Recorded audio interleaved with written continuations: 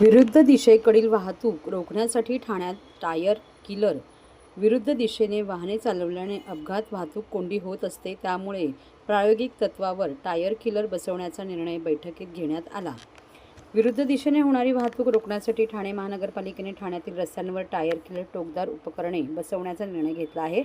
अपघात आणि वाहतूक कोंडी टाळण्यासाठी प्रायोगिक तत्त्वावर हे टायर किलर बसवण्यात येणार असल्याची माहिती ठाणे महापालिका आयुक्त सौरभ राव यांनी दिली. हे टायर किलर बसवण्यापूर्वी त्याची सविस्तर माहिती त्या भागात दिली जाईल असेही त्यांनी स्पष्ट केले. घोडबंदर रोड तसेच अंतर्गत रस्त्यांवर होणाऱ्या वाहतूक कोंडीवर नियंत्रण मिळवण्यासाठी शुक्रवारी बैठकीचे आयोजन महापालिकेच्या नागरी प्रशिक्षण केंद्र येथे करण्यात आले होते.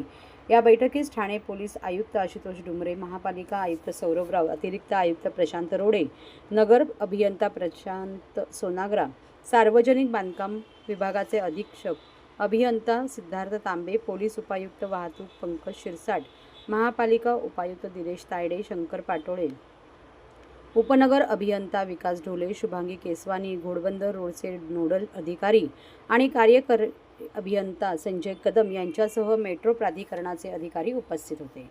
विरुद्ध दिशेने वाहन चालवल्याने अपघात वाहतूक कोंडी होत असते. त्यामुळे प्रायोगिक तत्त्वावर टायर किलर बसवण्याचा निर्णय बैठकीत घेण्यात आला. अशी ठिकाणे वाहतूक पोलीस निश्चित करणार आहेत. त्यानंतर तेथे महापालिकेतर्फे टायर किलर बसवण्यात येतील. हे टायर किलर बसवण्यापूर्वी त्याची सविस्तर माहिती त्या भागात दिली जाईल. टायर किलर बसवण्याबाबतचे माहिती फलक 100 ते 200 मीटर अंतरावर लावण्यात येतील. या भागात रात्रीच्या वेळेस पुरेसा प्रकाश झोत असल्याची खात्री केली जाईल. तसेच CCTV कॅमेरा क्षेत्रात तो भाग येत असल्याचे निश्चित केल्यानंतर हे उपकरण बसवले जाईल. या उपाययोजनेमुळे विरुद्ध दिशेने येणाऱ्या वाहनांना अटकाव होईल असे महापालिका आयुक्त राव यांनी स्पष्ट केले. मागील 2 आठवड्यात घोडबंदर रोडवरील वाहतूक कोंडीवर नियंत्रण मिळवण्यात बऱ्यापैकी यश मिळाले आहे. वाहतूक कोंडीपासून मुक्तीसाठी करत असलेल्या या उपाययोजनांचा सातत्याने आढावा घेतला जात असल्याची माहिती महापालिका आयुक्त सौरभ राव यांनी दिली आहे.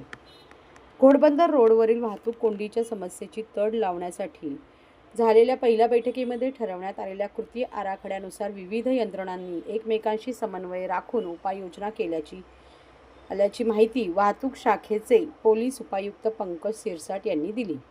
तसेच सध्या असलेल्या अडचणी व त्यावरील संभाव्य तोडगे यांचे विवेचनही त्यांनी केले.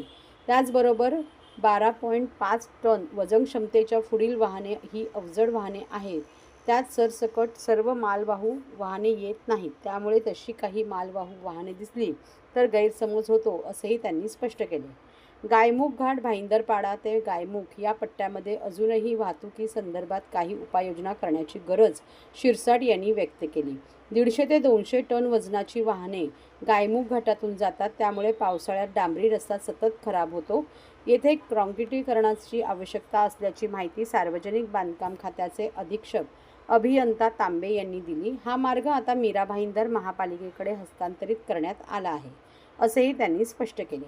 त्याचबरोबर कापूरबावडी माजिवडा उड्डाणपुलावरील मुंबईच्या दिशेने असलेल्या वळण रस्ता विवियाना मॉलपर्यंतच्या रस्त्याचे डांबरीकरण लवकरच केले जाणार असल्याचेही त्यांनी सांगितले.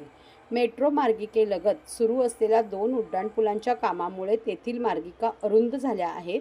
त्यामुळे सेवा रस्ते दुरुस्त करावेत अशी मागणी मेट्रोच्या अधिकाऱ्यांनी केली. त्यावर सेवा रस्त्यावरून अवजड वाहतूक करताना अधिक खबरदारी घेण्याची आवश्यकता नगर अभियंता प्रशांत सोनाग्रा यांनी व्यक्त केली. या समस्येवर तोडगा काढण्यासाठी आधी सेवा रस्त्याचे सक्षमीकरण करावे असे निर्देश महापालिका आयुक्त सौरभ राव यांनी दिले आहेत.